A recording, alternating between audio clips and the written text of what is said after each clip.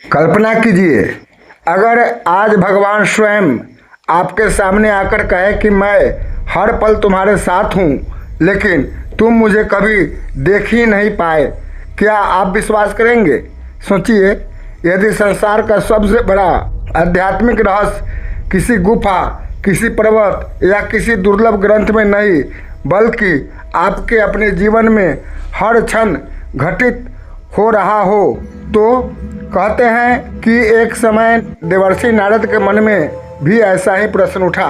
उन्होंने तीनों लोकों की यात्रा की, अनगिनत ऋषियों से मिले, देवताओं से प्रश्न किए, लेकिन जो उत्तर मिला उसने उन्हें कुछ क्षणों के लिए मौन कर दिया। आज की कथा उसी दिव्य रहस्य पर आधारित है। यह केवल कहानी नहीं, बल्कि जीवन को देखने का एक नया दृष्टिकोण है। इसलिए इस कथा को अंत तक अवश्य सुनिए, क्योंकि अंतिम रहस्य आपके सोचने का तरीका बदल सकता है। देवर्षि नारद सदैव नारायण नारायण का कीर्तन करते हुए तीनों लोकों में भ्रमण करते थे। उन्होंने असंख्य तपस्वियों को देखा था, महान योगियों को समाधि में लीन देखा था और अनगिनत भक्तों को भगवान की आराधना करते देखा था। लेकिन एक दिन उनके मन में एक अनोखा प्रश्न उठा।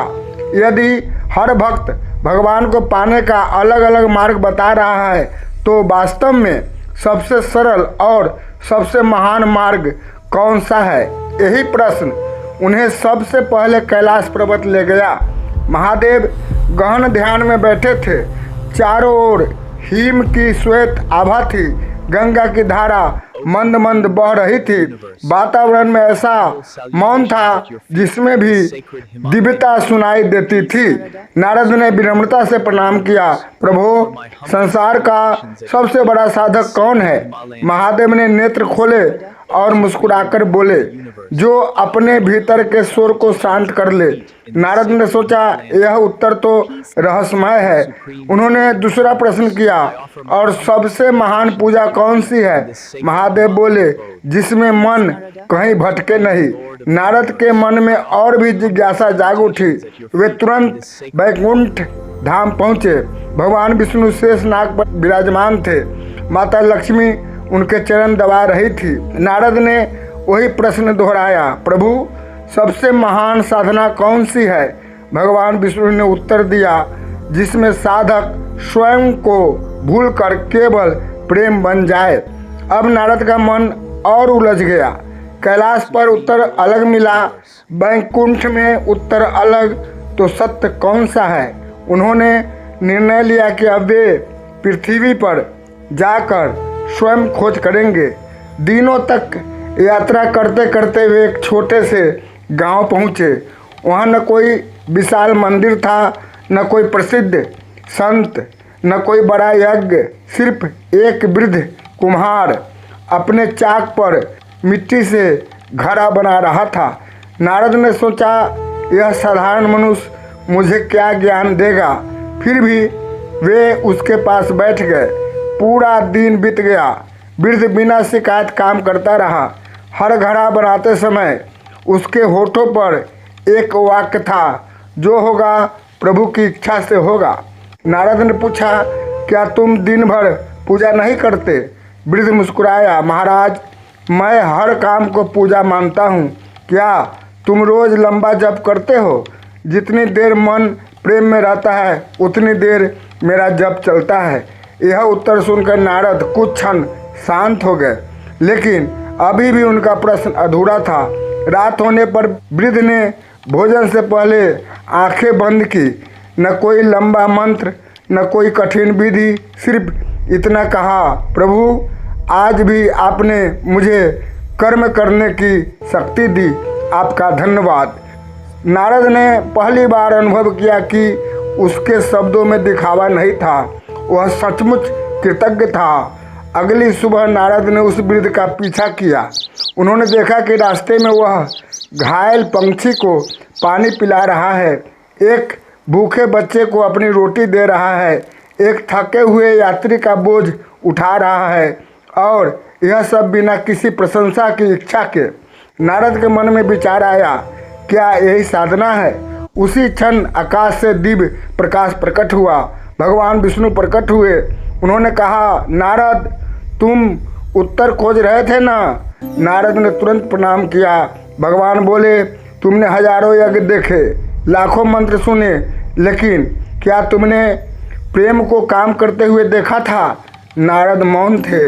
भगवान ने आगे कहा, जब पूजा केवल मंदिर तक सीमित रह जाती है तो वह अधूरी है। जब पूजा व्यवहार बन जाती है तभी वह पूर्ण होती है। इतना सुनते ही महादेव भी वहाँ प्रकट हुए।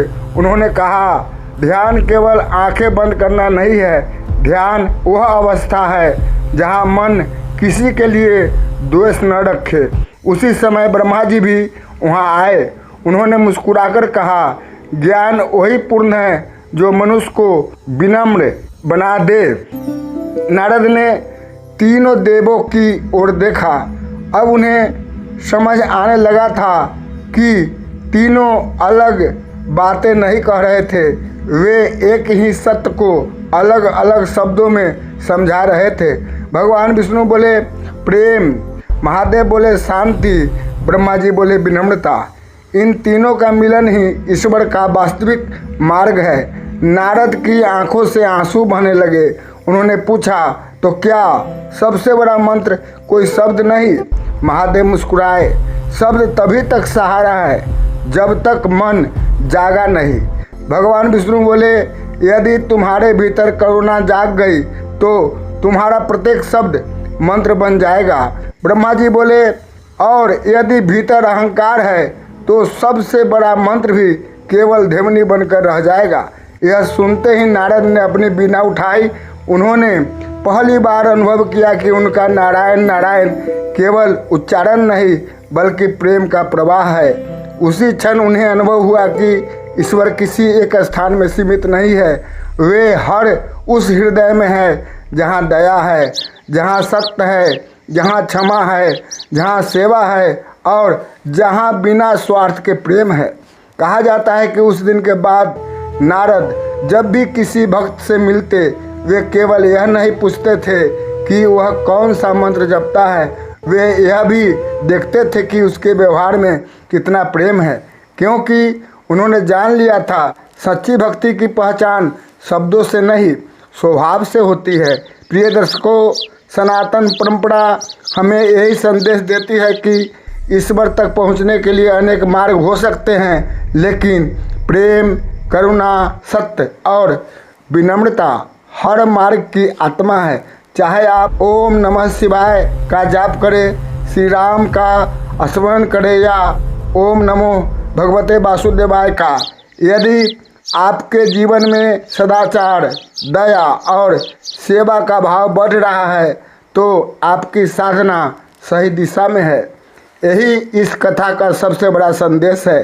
यदि इस दिव्य कथा ने आपके हृदय को स्पर्श किया हो तो वीडियो को लाइक करें और कमेंट में श्रद्धा से हर हर महादेव, जय श्री हरि अवश्य लिखें। ऐसी ही रहस्यमयी, प्रेरणादायक और सनातन ज्ञान से भरपूर कथाओं के लिए झलक दिव्य ज्ञान से जुड़े रहिए। हर हर महादेव।